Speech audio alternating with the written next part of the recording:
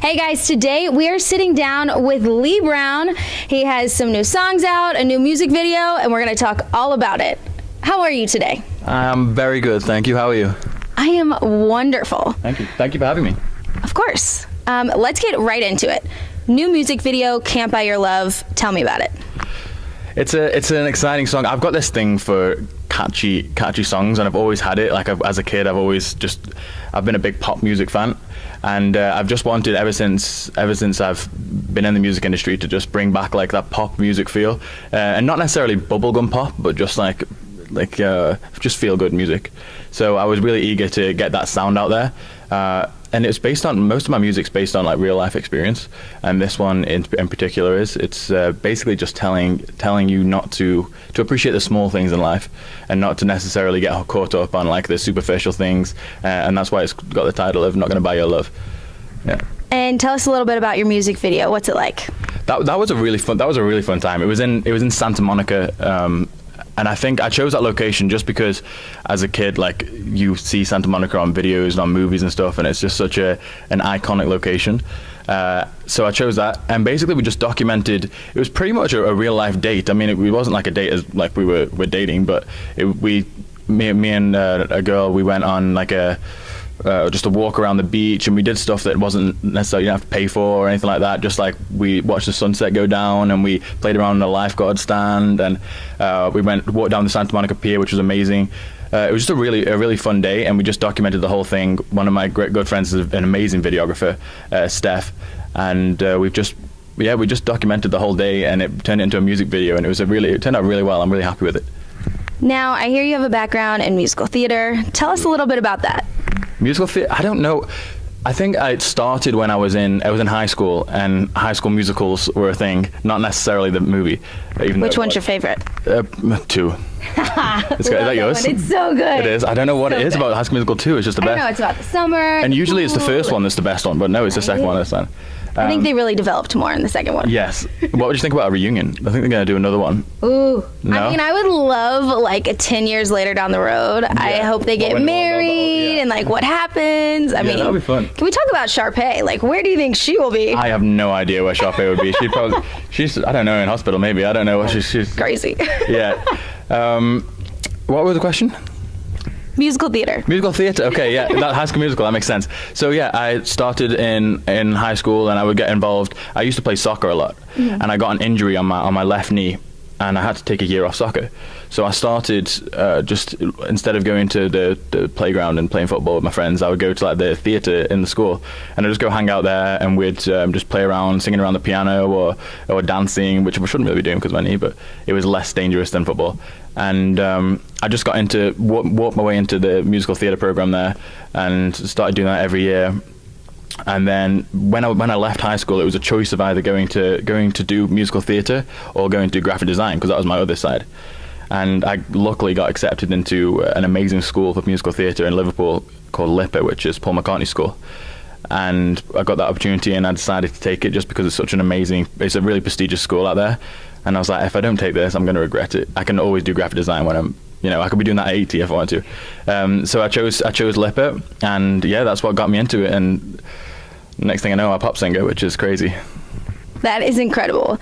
Now, you haven't always been a solo artist, so what has been your journey in the music industry, from musical theater to now coming out as a solo artist? Also, you're from the UK, so what is that like coming over across the pond? It's a bit of weird, actually. It's a bit of a dream, but that's a perfect segue from the last one, because when I went to school, and that was a 3-year degree.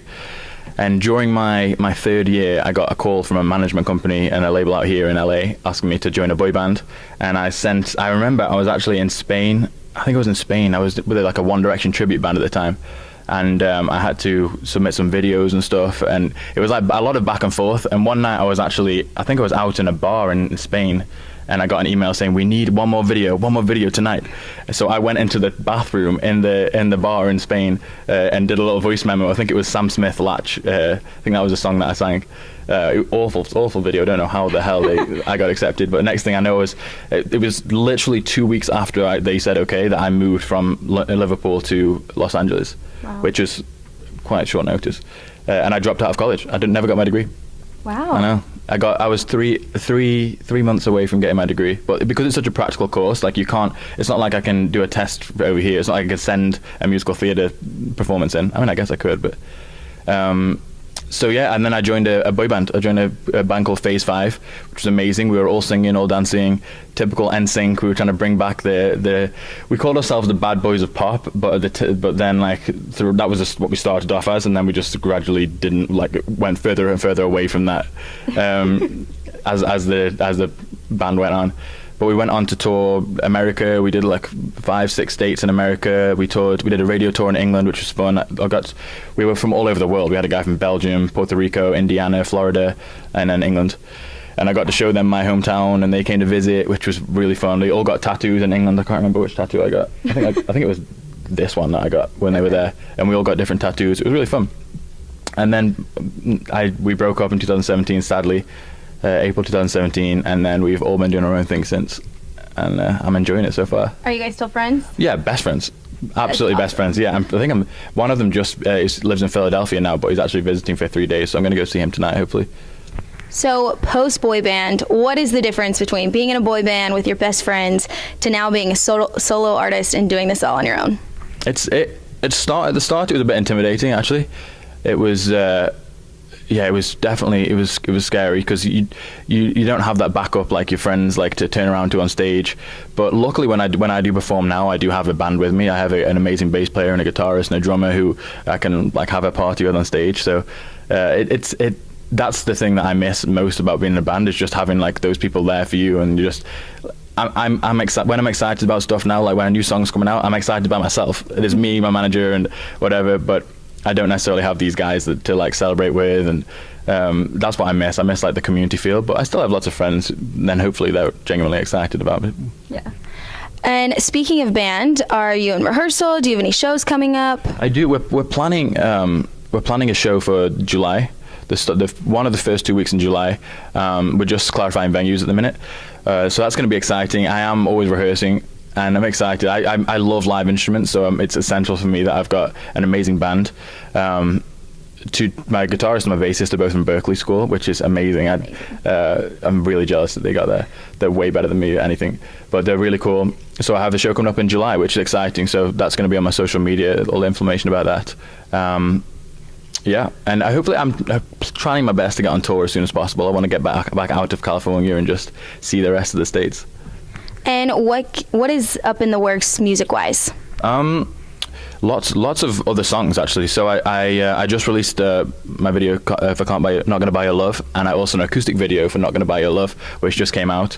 But next month I'm hoping for a new track. It's called Slow, and that's going to be released very soon. And then my goal is 10 songs by the end of the year. So how we're going to get there, I don't know yet, but I definitely have the songs. I just don't know when or how we're going to release them yet. But yeah, it's 10 songs by the end of the year. Let's go for it. That's amazing. And then what is your writing process like? All right. I love writing. I've got my notes I wish I could show you now. My notes are just full of songs. But I've been lucky enough to work with my friend Ryan. He's an amazing writer as well. I work way better like co-writing than just writing by myself.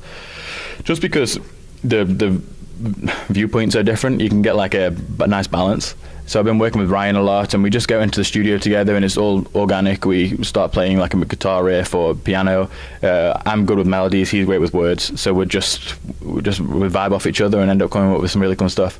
We usually start with a conversation like this, and we're just talking about like my past experiences. Is there anything you want to say in this?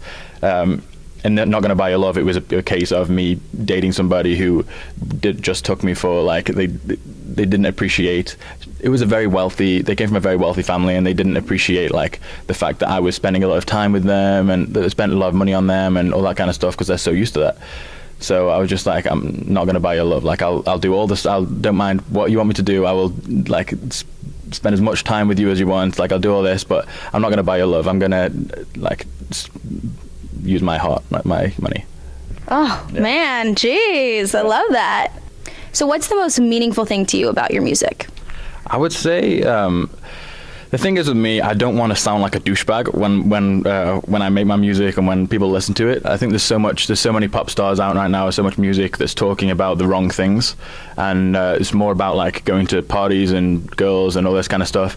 And my goal is for somebody to listen to my music and think, oh, I want to go for a drink with them, or like they seem like a really cool person. And I think that's important to me because that's who I am, and I'm not that other person. So I'm not trying to put on a persona. I want people to listen to my music and actually try and understand who I am as a person. So yeah, that's important to me. That's great. Advice for any young new artist who wants to get in the industry, who's just scared to do it, what would you tell them? I have a poster up on my wall and it says, if you don't give up, you'll never fail. And I think that's true. I think that the day you give up is the day you fail. So I just say, like, if you've got something in mind, it's tunnel vision, so just go for it and do not give up. Because, like I said, the day you give up is the day you fail, and that's not what you want to happen. That is very true. Yeah. So where can everybody find you on social media?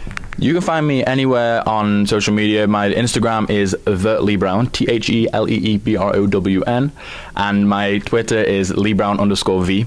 And I just found out that if you Google Lee Brown Music, I'm now at the top, which is very exciting. So you can go ahead and do that. My website's up there.